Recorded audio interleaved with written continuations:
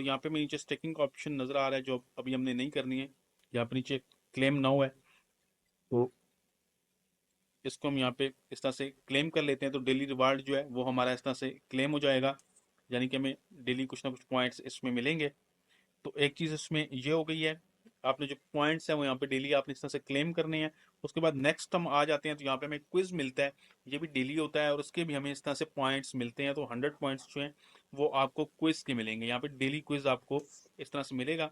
और यहाँ पे आप स्टार्ट टुडे क्विज करेंगे तो क्विज जो है वो स्टार्ट हो जाएगा। तो इस तरह से आप क्विज से पॉइंट्स ले सकते हैं और आप डेली पॉइंट्स जो हैं वो क्लेम कर सकते हैं। इसके अलावा आप फ्रेंड्स को रेफर करके वहाँ से आप कॉइन्स बना सकते हैं। उसके अलावा यहाँ पे आपको 500 जो पॉइंट्स हैं वो मिलेंगे अगर आप इसको ट्विटर पे फॉलो करते हैं। और बाकी इसमें आगे कुछ भी नहीं है। नेक्स्ट हम जाते हैं, तो यहाँ पे हमें ये स्टेकिंग का ऑप्शन मिलता है जो अभी